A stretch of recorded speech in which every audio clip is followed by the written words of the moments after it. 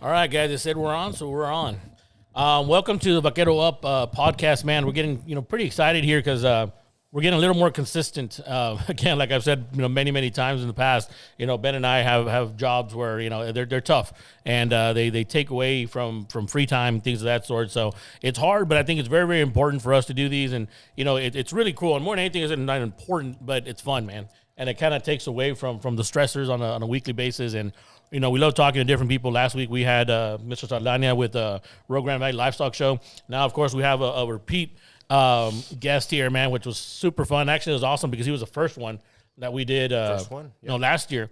So it was great. And most, we had most viewed also. Yes. I was going to say, 920,000 views. YouTube. I don't know why, but let's get more than that tonight. There you go. Yeah. So again, I don't think we need much of an introduction, but Coach Matlock is the head coach for the UTRGV Vaqueros. Man, we're fired up. We're fired up with the season. Fired up how obviously it ended last year on a good note. Obviously, you want to win it all, but again, I think it was a very successful season.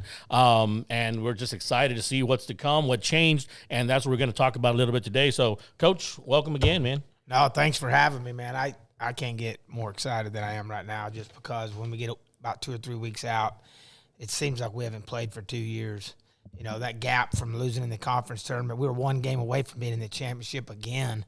And then you got to sit there and wait and just recruit and try to get the guys back in. And then the fall is so long and hot and the grind. And then we get in here in the spring and it's fast. We get here January 3rd and we're already – 20 days out? Yep. 18 days out. But what a special group we have, man. Awesome. It's an electric group, athletic, most athletic team we've ever had here, and probably the biggest pitching depth. We have a lot of guys that throw the ball in the mid-90s. This is probably the most velocity we have that's stacked in there and real good breaking balls. So you're 0-0 before you start, and you're really fired up, and then you look at our schedule, and you're like, uh-oh. I mean, we play – I know it's going to be ranked the number one non-conference schedule in the whole country, Division I baseball. You just can't get around it. is right, Coach, and is only your fault because you're the one that scheduled all these. Exactly. I'm gonna go through the list here, and you got Dallas Baptist, you got U of H, Mississippi State, Texas Southern, TCU twice, Rice, Ragin' Cajun, UT, Texas Tech twice. Baylor, and then you got Texas State at home for a finale. That's right. Firework time. No doubt. So you should probably be on Tuesdays 9-1 maybe? That would be fun, wouldn't it? Yeah. But you know what? When you recruit and when you're out there recruiting, trying to get guys to come to the Valley and play for the Vaqueros, kids want to play a good schedule, man. They don't want to, and I'm not saying they against other programs because I know some programs have to play Division II and stuff, but our place in baseball there's tradition here. I mean, in the 70s and 80s, Ogletree had this place rolling. This place has been to Omaha. You could say probably only 21% of all teams in the country in 100-year history have been to Omaha. And we've been to Omaha. Now, it was in 71. Yeah. It's been a long time, but we have tradition. We have a beautiful facility, and we're in a baseball town. Or Metroplex, which that's big for us too. So we have a bigger advantage. But we got the schedule late going into the WAC. We got the conference schedule I think in June 25th. So we didn't have a choice. We were going to have to play whoever was out there to play because it changed. We didn't know we were changing conferences. So I'm glad that we got to play them. I think it's a great challenge. But at the same time, we didn't really have a choice. We want to play all the games that's possible. Yeah. And we had to play the big dogs. From the last game, obviously you have your last game you played last year. Walk us through the process of, obviously you're a coach 24/7 throughout the entire year. You take some time off. What's your process? What's your mindset going into a new season? Okay. What are you thinking, as soon as we're ready to go again? Well, what you do is when you finish, you got to do a really good job of finding your holes and going and signing players. A lot of coaches got young kids, freshmen. It's really hard nowadays. The kids are so old and so big and physical. But you got to do is you got to reflect. You got to look at yourself in the mirror and say, what can I do better? What did I do wrong? Gotcha. That's not just me. It's my whole coaching staff. You got to reevaluate practice plan, pitching plans, and you got to freaking really find a way to get the best players available into your school to play for you. And so you're really, really busy. It's a fast pace. And we got lucky, and we landed some frontline guys. Coach Martinez is an unbelievable recruiting guy. You know, we landed 3 6'4" runners in the outfield within about a 3-week period. We haven't had a 6'4" runner here ever. We got 3 of them. You know, they're the guys that are going to steal bases, walks turn into doubles, and so they're really exciting players to watch. So, but you self-reflect, man, and I'm not going to lie, it takes you 2 weeks to 3 weeks. When you get beat out, it's such a grind for 5 months.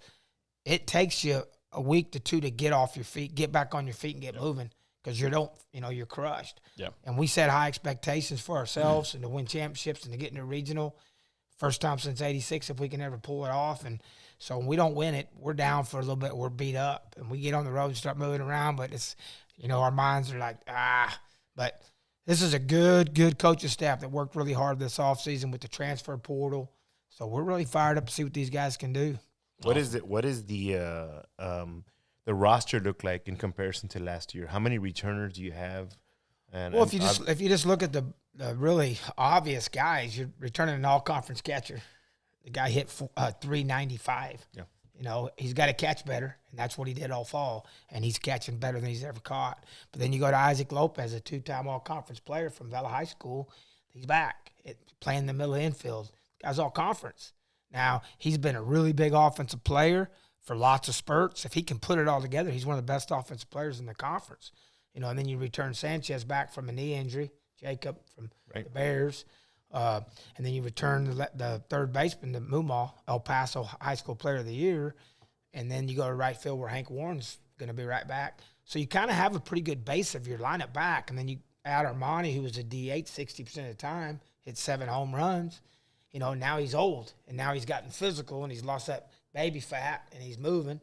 And then you go to the Friday night starter, Cabral, guy's all conference. At what age do you lose the baby fat? Because me and Fabian are still trying to figure out. I'm in the same way. It's by not going to Chili's. No, I'm kidding. But the thing about it is Cabral's Friday night, he's an all-conference kid. He blows out the first game, 5-inning game, 10 punches. He's a pitcher of the week in the conference, and he's got to get surgery. So that was a big blow last year. Well, he's back. Yeah. He did the tape surgery, which is only about 8 months out. And so he got to come back. He'll be the Friday night starter. And we got some bullpen pieces back with Jack Lopez underneath. So we have a little bit of nucleus that was pretty easy to build around. We just need to get more athletic and get the pitching staff deep. Because, boy, we were bad on the mound at times last year. Terrible. Yeah. And had to pitch guys that don't have no business pitching Division I. Yeah. And we were hurt. We had some injuries that hurt us. But we got some depth in here, and we're really fired. Lemus is back. He was Saturday for a long time. He had to have thoracic outlet syndrome, wouldn't get any blood flow coming back out of his arm.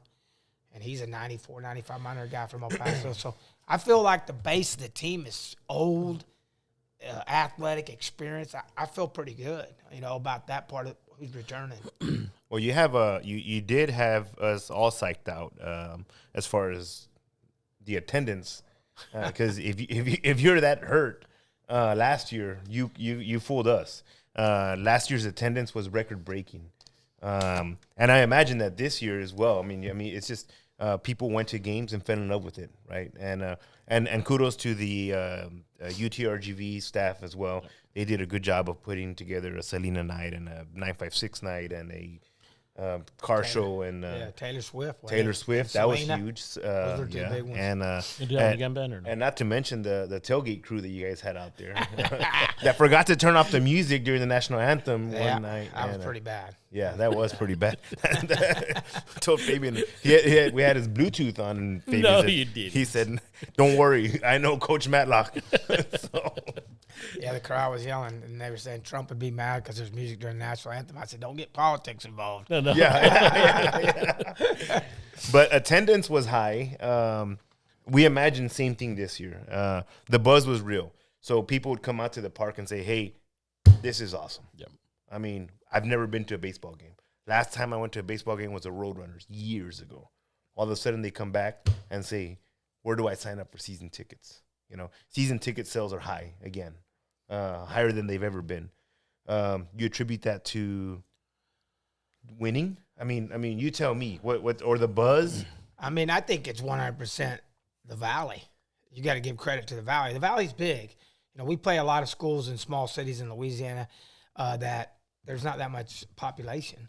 Yep. The Valley's big. It's a metro. It's 1,500,000 people, 500,000 people, and when you have a good product, which our administration does an outstanding job of marketing, doing those nights, and you put a pretty good product on the field, and then you bring in some pretty big dogs to play, and it's a pretty good college baseball game to watch. Yep. You know, and that's the exciting piece. But there's no way you can't thank the administration. But with that being said, the Valley shows up, and we're the ones that have fallen short.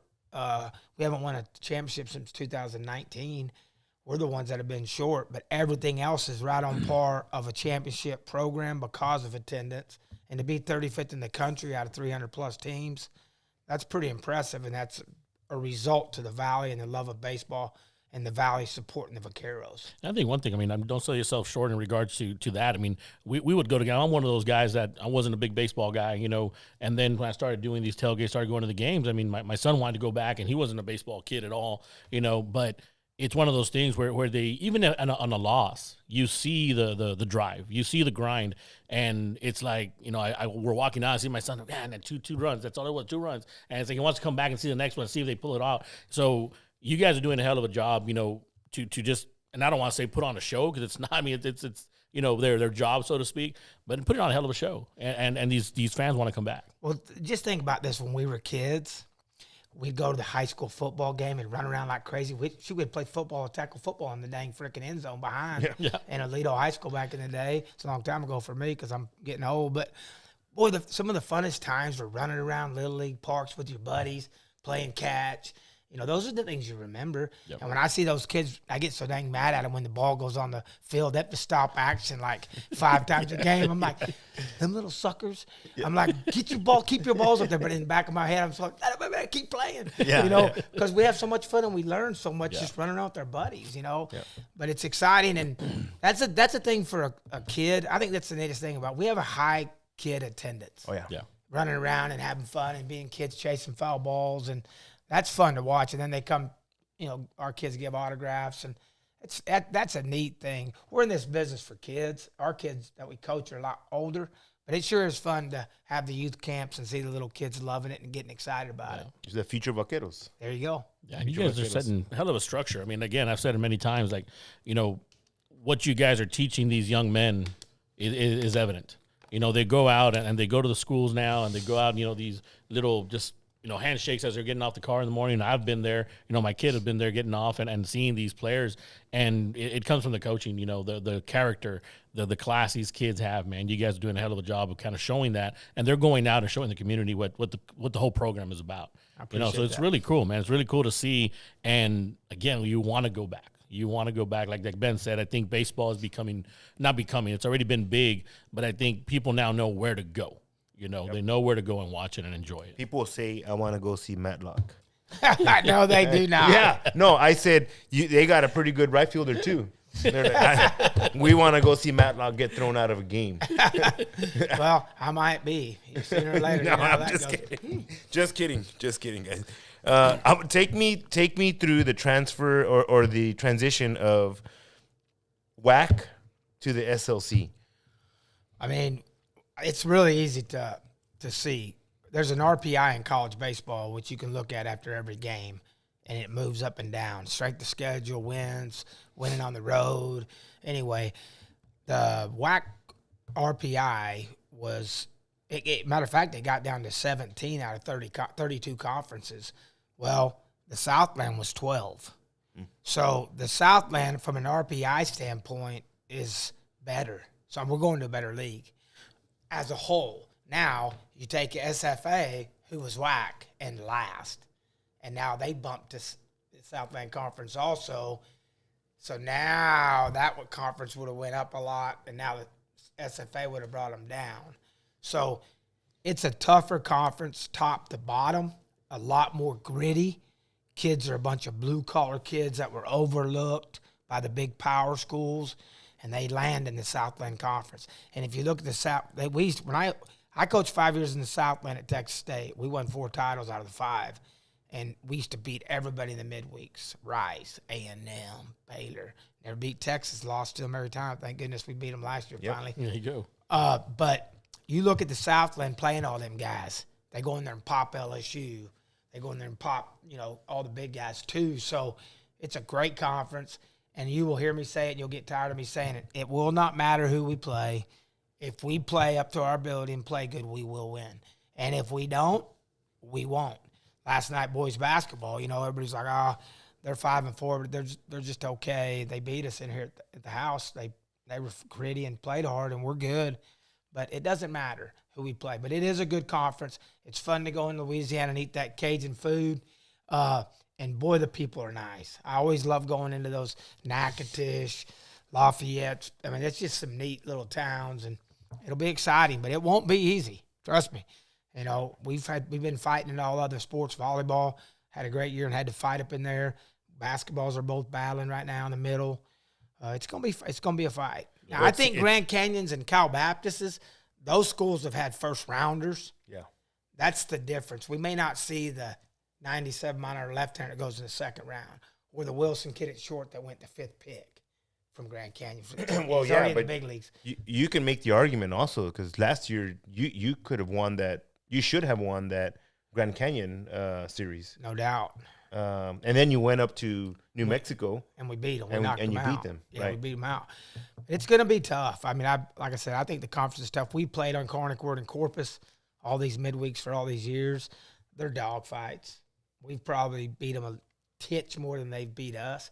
And it's hard to judge Tuesday because it's not our weekend pitchers, but it's not their weekend pitchers either. Yeah. So they're real scrappy, and they're 2 great ball clubs too right here, by us. So it'll be a fight. Yeah.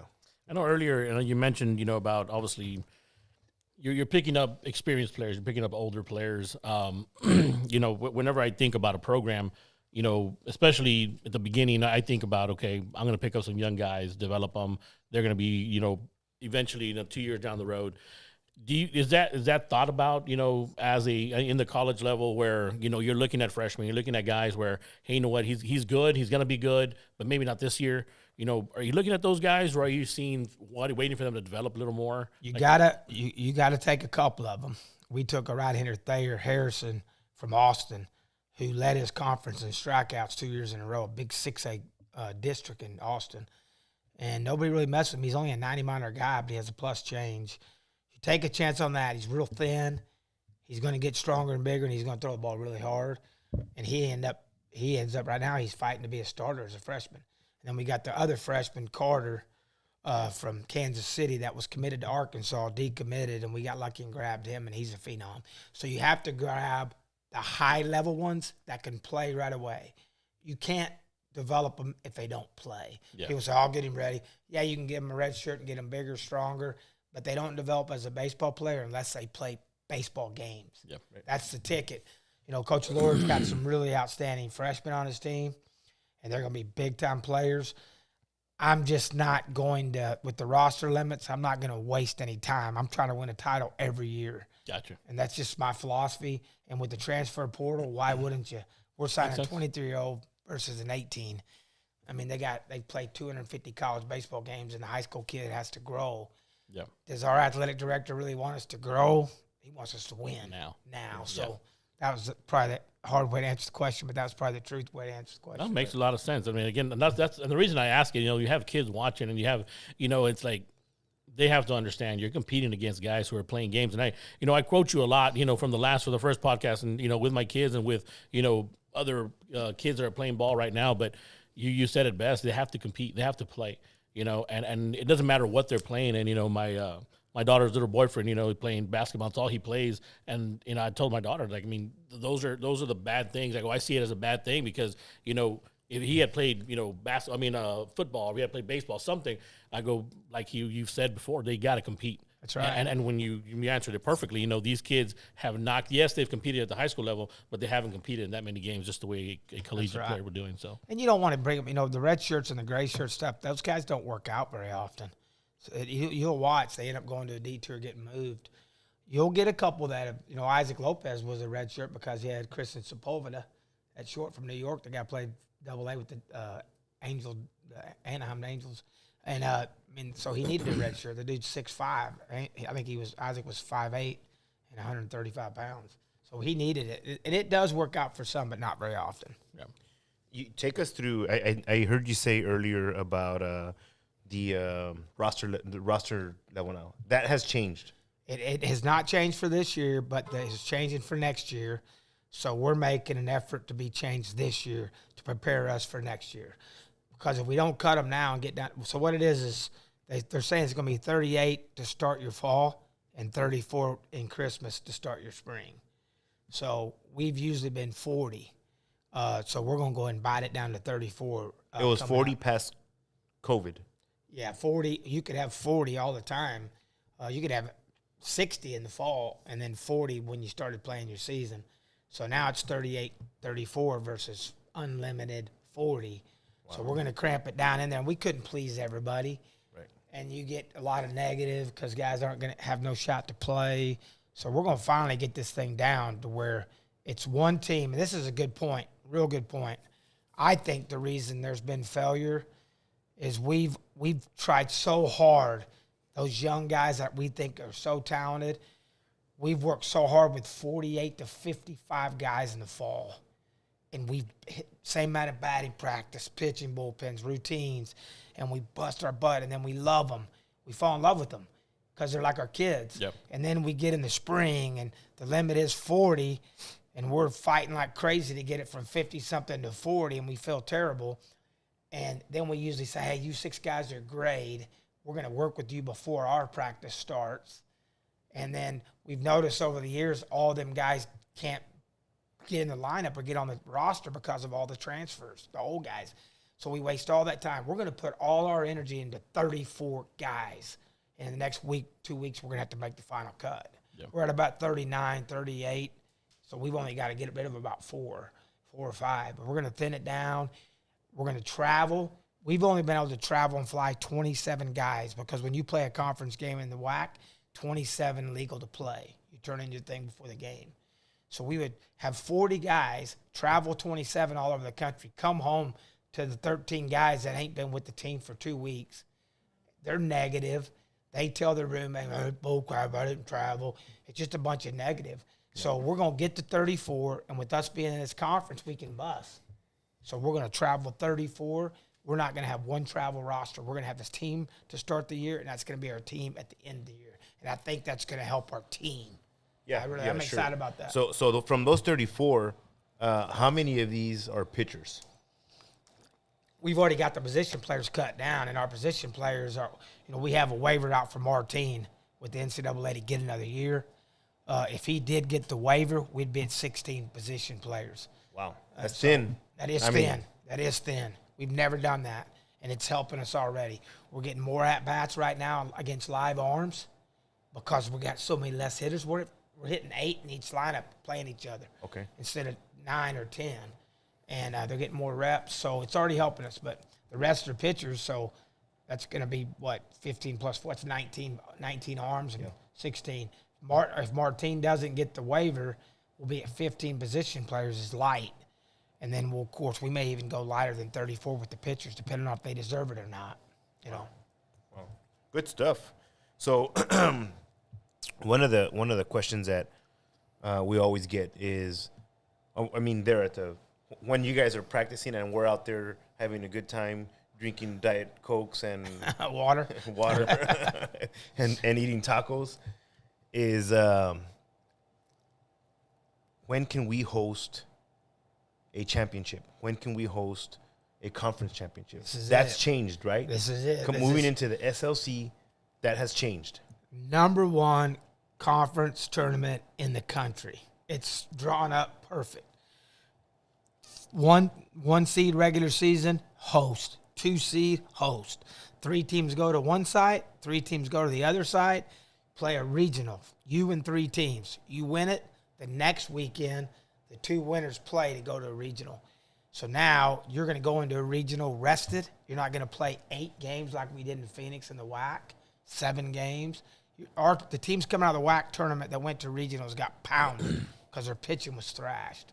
So this is the best scenario to get into a regional and to get into a regional and be able to go win a regional because we're going to be rested. So the Southland Conference, they're doing it right.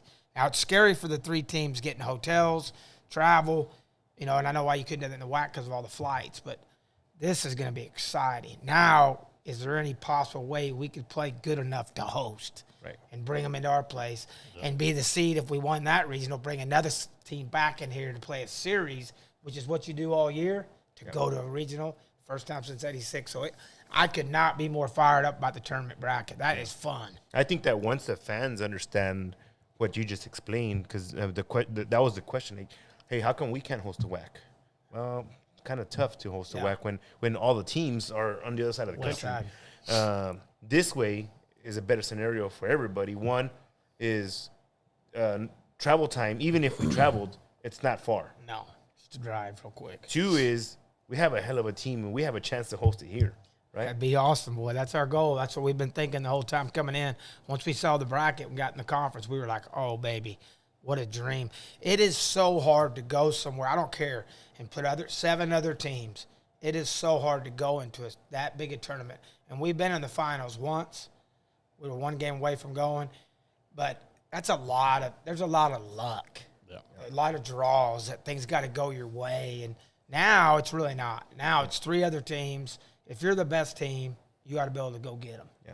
Well, it's also gonna help us that we're back at home, and you guys are in New Mexico or in Arizona, and we're watching baseball at 1 a.m. in the morning. I know. Trying to cheer you guys on and falling asleep. It's gonna be a fight, but it's a great goal. Even though I wouldn't be scared about going into another school being the 4th seed. Yeah. With our Friday night arm, Cabral, he can beat anybody in the country. So it still makes you feel better because regionals, you don't have to play as many games to win it. We wanted to go over the Texas game. You got UT in your schedule again.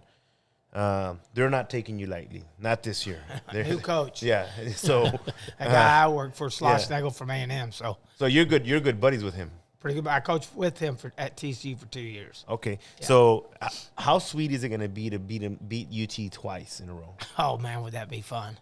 That would be, especially to beat Schlossnagel. He makes $3.3 million, so it'd be fun to go in there and pop them. And they probably got about $2.5 million in NIL. It'd be fun to go in there and pop them as Little Valley kids pop. And I'd say, hey, see you guys later. Wish I could get some of that check. yeah, no kidding. $3.3 million, highest paid college baseball coach in the country. No. And then they spend so much money to get their players, but it's going to be fun. And I with the NIL situation and teams having money and doing that stuff, I think it's going to be a little bit of motivation for us. Oh, yeah. To go in there and try to beat those teams that are paying their kids because we don't get to. We give them their scholarships, and that's it. That's awesome, man. To be able to go and do that, like you said, as a small school, so to speak, go in there and be able to just look them in the eyes. I just kicked your ass. I know he's looking in the dugout. How's that? I'd like to see your check a month, Schlossnagel. You can see mine. It ain't very big. But it's funny how beating Texas last year, this is pretty funny because we had them beat about 3 years before that. We knew that it was a 54-year drought to beat Texas. We knew that. That's a long time. Yeah. And if I played Vela High School 54 years in a row once a year, I bet you Vela would beat us 1 game. And I used to tell our guys all the time, guys, that's 54 years. Come on, man. Something's got to change. And then we go in there and go pow, pow, pow, pow, pow, pow, pow, scored 19 runs. But it's fun, and to beat them twice and in back-to-back years would really kind of flip the statistics on its head the way it's been. But they come in 27, so that's going to be exciting too. And Texas Tech comes in 26 for a double. So it's getting fun where teams are going to start running in here because of the great facility and the fans. And I think the cool thing with that, going into that new conference, like you said, the travel's a lot less. So I think this year it's almost guaranteed of breaking attendance again, because not only is it going to be the local fans, you're going to have a lot of out-of-towners make that drive and come watch and support their team. That's right. And it's going to make it that much more fun. Do you see your kids react differently, or your players, react differently when you have a bigger crowd compared to a smaller crowd? Is it the same off of them? Or? The energy in the dugout's off the charts. There you go. With the crowd. The thing that I've noticed, though, when I first got here, it was terrible.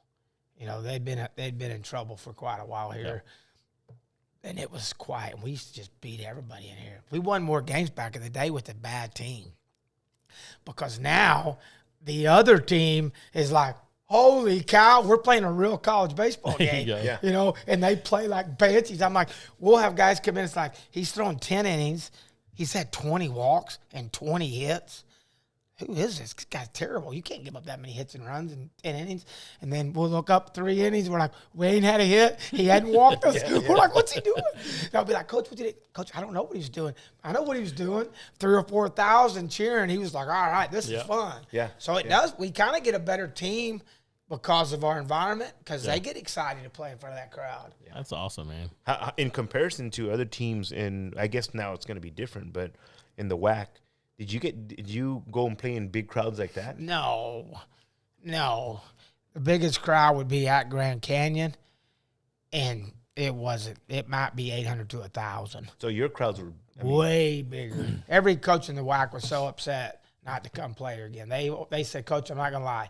Matter of fact, I don't know if you saw the interview Isaac did a couple of days back. He called it Death Valley. He said, we can't wait to get these guys down here in Death Valley.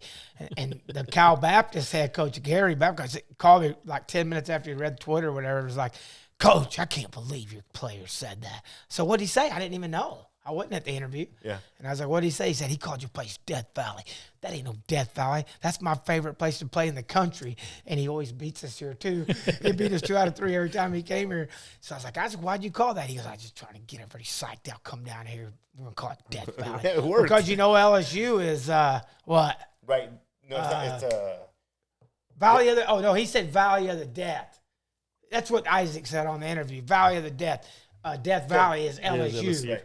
So I was like, Isaac, we're not LSU, first of all, and don't be saying death coming down here. These teams will get pumped up and come down and go, all right, we'll see about that. Well, speaking of, I know that last year you said, hey, you know what, I'm going to take something and I'm going to just kind of introduce it to the Valley. And it was that shirt that says Los Valley Boys. Yes. Los Valley Boys kind of just like, you see it in town now. You see it at HEB. You see it at the Walmart. So it's working. But that is very similar to Vandy Boys. That's right. Is that right? Exactly. But we made it our own, right? Los Valley Boys, right? That's right. And this is a good thing for me to talk about. Kids, and you guys watch kids. Kids are very selfish. They could go 0 for 4 and the team could win in a tight game. And what do they do? What do they do at the end of the game? Pout. That's my wife. They pout. Hey, we just won. But they only care about their performance. Yeah. So what we try to talk about all the time is, who are you going to play this season for? You're not going to play it for yourself, because this isn't about you. It's about the team. It's about us. It's about the Valley Boys. That's what we came up with. The kids say, Coach, we're so tired of you talking about, you better buy into the Valley. Kids from Kansas City, New York, Seattle. But when I was first here, they were negative against it because we were so bad. So once we started winning, it helped get everybody bought into the Valley Boys. And if you play for someone else besides yourself, you can play so much better, and you can take so much pressure off yourself. You know, so I think we always focus on quit worrying about yourself. And I think that's a big point about the Valley Boys, and that's what we take pride in, winning for the Valleys. They're the ones that come out and give us such great support. Let's go win for them. Yeah, and I think it shows, and again, it goes back to that. Just you're involved in the community, and just a simple word of los, kind of gets the culture and kind of gets the people fired up, about it, and it's a cool name, it's a cool spin to it, and I've had a lot of people come through and just like, who came up with that, and not telling this whole story that you all had, but it's cool. I mean, I picture these kids. I haven't seen them yet, but I picture these players get down a bus and everybody have Los Valley Boys. That's what we travel in. We travel in that shirt, black shirt, on the bus, on the plane. That's our travel shirt. We take pride in it, and people ask us at every airport all over, of course, being in the WAC, and we take pride in it, and they think it's pretty cool too. That's awesome. I'm pretty excited about that. Very cool. Cool deal. Well, we're gonna take a few minutes here to. Hope you don't mind, Coach. No, We're going to introduce our food sponsor tonight. Our food sponsor is all the way from Edinburgh, Texas. Ever heard of that place? No, sir. I'll let you take that one. You're going to have me read? Well, yeah. You have your Goddamn. glasses. I don't have my glasses. All right, man. So, again, Crafted Needs, right? Crafted Needs Bakery. Again, it's obviously a bakery. Right now, they brought some samples of cookies, which I'm looking at over there. But Crafted Needs Bakery is an ordinary small business bakery. They are focused on providing employment opportunities for the people with disabilities and special needs. Crafted Needs will offer in-store seating with a lounge area for customers to enjoy their delicious, large artisan, I hope I said that right, artisan cookies, coffee, and more, or just cookies on the go. Please support Crafted Needs, a bakery to help increase employment opportunities for people with special needs. Already taking orders for events and catering. They will be located across from UTRGV and opening soon. Be sure to follow them on Facebook, Instagram, and their opening dates. Sorry. Yeah, so they will be at right across from Dairy Queen in that one plaza, across the university. Yeah, where that pizza place is at, right? Yeah, straight back. Okay, cool. And they will also be at our baseball tailgates, 22nd, March 20. We'll put those dates up, and then, but they will be there as well. Go by, check them out. The stuff is good. We're going to taste it right now. And they do have a Vaquero cookie. Oh, Vaquero That's cookie. pretty cool, especially made for Vaquero outfitters and UTRGV. That's awesome. And again, I had no clue exactly what this was about. This is really, really cool. It kind of hits close to home. My wife works with Driscoll and, deals a lot with special need kids. And this is pretty cool. And this is a very, very cool and neat idea. Oh, baby. That looks really good. God damn, I have to try it. It's colorful, man. Color gets you. We actually have, they can't hear me, but we have a Crafted Needs representatives here. You guys want to jump in for a minute or two? And kind of talk about the... Is that fourth mic hot? Good. And thank you so much for actually coming on here. I had, like I said, I didn't know. I thought it was a regular bakery, but tell us a little bit about exactly what you guys are doing. Okay, well, I started off. Talk closer to the mic. I started off as a substitute for Edinburgh High School. I was a permanent substitute for the special needs classroom, and it's when I noticed that these high schoolers, the ones that were going to graduate, did not want to graduate because they had nothing for them after school. So it's when I realized, okay, let me, do something about this because this is not right. So then I got into occupational therapy, helping out people or kids with special needs, Down syndrome, autism, things like that. And that's when it was just finally, I was like, okay, let me stop working in the clinic, helping one by one. I was like, let me open up a bakery, hire special needs employees. Why not, right? So yes, we're going to go ahead and do that now. First one of its kind in the Edinburgh area for sure. Mm-hmm. I mean, that's awesome. Yes, they have some of these in the big areas, like in Houston. They have one in Dallas, and those are already these huge. They started off small as well, but now they're huge. They have more than 20 employees, all special needs employees. So. And now, is there a correlation to the bakery type thing, or is it just any business that you've seen, or?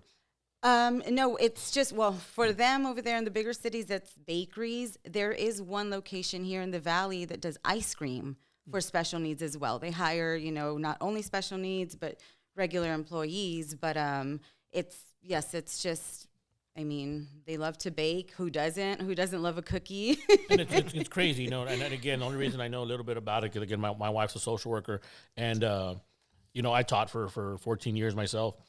Autistic kids are very detail oriented, and something like this, man, I can see an autistic, kid or person. Really come up with something really different. Oh, yes. And something great, and this is a really, really good idea. Yes, and that's something, too, that I'm waiting for. It's not only going to be our recipes, but I cannot wait for them to throw in their recipes. They're going to be 10 times better than these here. Oh, these are good. They are very good. Yes, actually. yes. Well, thank you so much for having me on here. Of course. So again, right across the university. Yes. And at the tailgates at the baseball tailgates, games, so too. they'll be there. So you Coach, guys are you gonna won't have- you won't have any, Coach. But just I won't need win. any. You just win. No doubt. You just win. Well, You your worry about- your wife will tell you how good they are. She will She'll have- have some. So you guys are going to be selling them at Vaquero Outfitters? Yes, we will have them Awesome. on sale at Vaquero Outfitters. We also will have them at the re-grand opening at Vaquero Outfitters. I don't think I was supposed to announce that yet, but Just announce it because I was asking. you heard it here first. You heard it here first. And but once again, we do appreciate it. And if you have an idea for a food sponsor, and hit us up on Yeah, our for 1-800 number, and we will make sure to make contact with you. I didn't know we had a 1-800 number, but we'll put the 956. Or just call the number we have. 956 number. Okay. Hey, I wanted to make it sound. No, I know. I didn't know which one it was, but I'll get it later. But no, I right, really thank you so appreciate it. much. Thank you so Okay. much. Well, thank you so much for having me. Thank you. Coach, back to good cookies, by the way. That was a stuff. good cookie. Great stuff. I'm on a 20-hour fast trying to get my uni. So I'm trying not to eat too much, and I kind of want to eat the whole thing. Well, I'm going to eat the whole thing. I just don't want to. But to take some home to Michelle. That's No what you have to do. But anyhow, so going back to this year, big season, SLC, new conference. Tell me, this is my thought is this: SLC is probably thinking, man, why are they coming?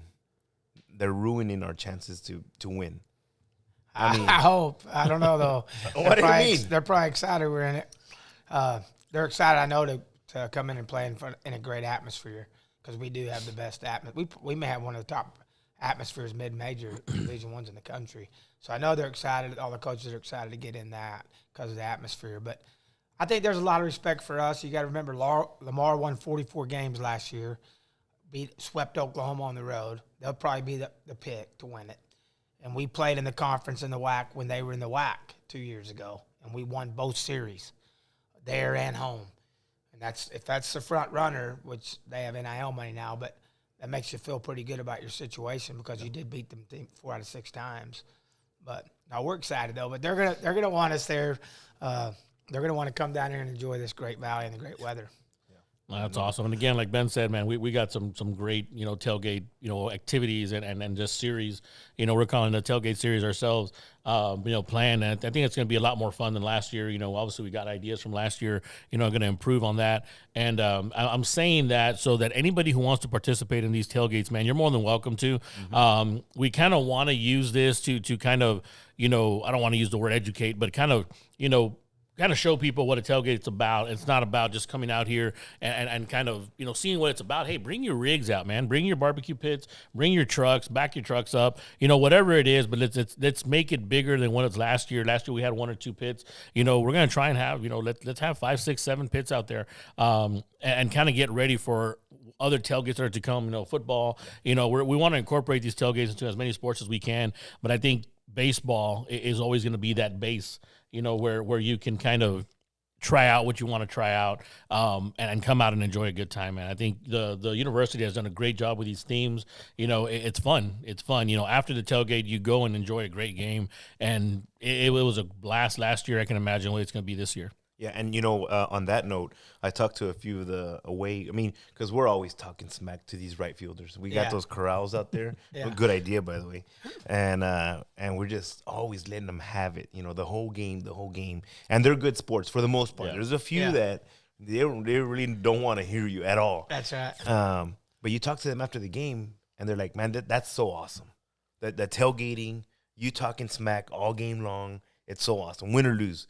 And must be, I mean, I don't know what it's like for these ball players, but for them to come up to you and let you know that, it must be an amazing atmosphere. Yep. I mean, That's right. for these guys to get beat up all game long by the hecklers, right? Then they eat a taco. Yeah, and then they eat a fajita taco. I mean, that makes it all better. And then we end up recruiting them when they get on the portal. And it's funny, if we're recruiting a kid and we know he's been on one of those teams that's come in here and played, we all feel real good we got a chance to get him. Because we'll be like, dude, you come in here and played. How was that? You want to come do that every game? And it's worked. Havlicek with some Sam Houston. He decided to be in front of this atmosphere. So we've had some luck with that. It's pretty cool. Yeah.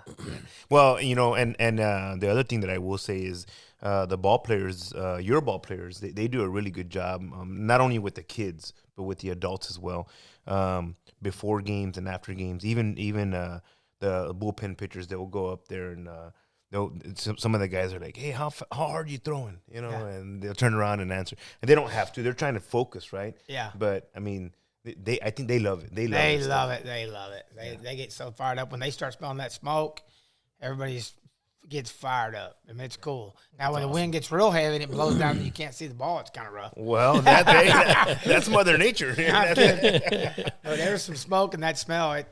The coach from the other dugout, especially those northern coaches early in the year, they're like, Coach, what are they cooking out there? Because you know, they don't know nothing about barbecue. Right? Yeah. Arby's is their best barbecue up there. You got. Speaking of northern, you got North Dakota State coming in. Good school. Oh yeah. Great background. I kind of looked at their record a few weeks ago, and not bad competition early on. Obviously, it's not conference, but some good stuff coming in early.